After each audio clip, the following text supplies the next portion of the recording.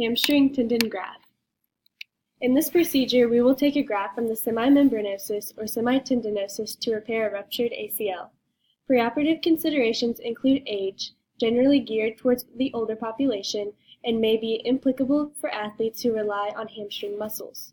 A lower donor site mobility and easy to harvest is a good pre-op consideration.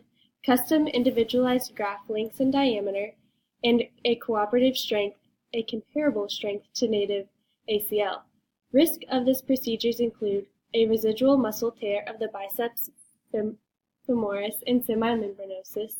The anatomy is also at risk of the saphenous nerve for damage, and also the graft size can be unpredictable.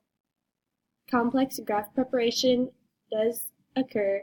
Difficult graft fixation and graft laxity may not be as stiff as the native ACL. There are many success rates. The popularity of the hamstring graft has increased over the years. There was a recent study done that showed physicians increased the popularity of this from 65 to 85% between 2005 and 2011.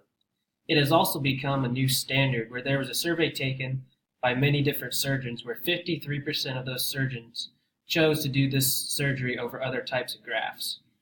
There's also over a 90% success rate, and there is very low risk of tearing it later. There's a revision rate of less than 1% after the first year, and then there is also a revision rate of less than 5% after 5 years. So after 5 years, you have a 5% chance, so it's still 95% successful after 5 years after the surgery. And then there is a 70% rate of return to pre-injury levels after surgery. So after you get this surgery, you can return back to your high competitive levels. For our surgical logistics, the incision to obtain this graft is smaller than other procedures, and the pain both in the immediate and post-operative periods have been thought to be less than other methods as well. This is the easiest graft to obtain from semitendinosus, and it has a reduced infection rate, less scarring, and faster recovery rates due to the small incision site. Proven success rates, as were just mentioned, less immediate pain is associated with this form of ACL reconstruction, less swelling to follow in the rehab process.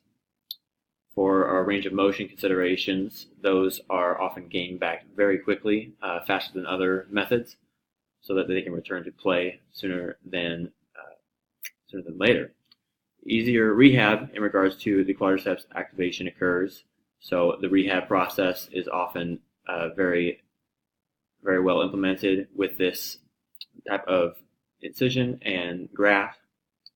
Quicker return to activities of daily living. Relatively short surgery time of 1 to 1.5 hours.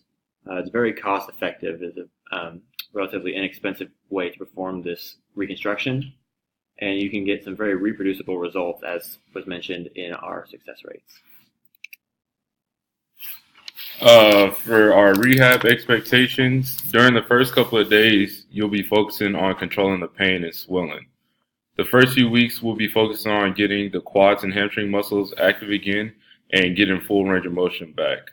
The quads shut down with swelling in the joint, specifically the VMO. And we want to consider a weak hamstring because we literally just took part of that tendon. So we're going to be cautious of the hamstring and not overwork them during the first 6 weeks post-op. Along with gaining full range of motion, the patient will be doing strength and functioning activities as well. After getting almost the same strength as the uninjured side, next is to do neuromuscular training.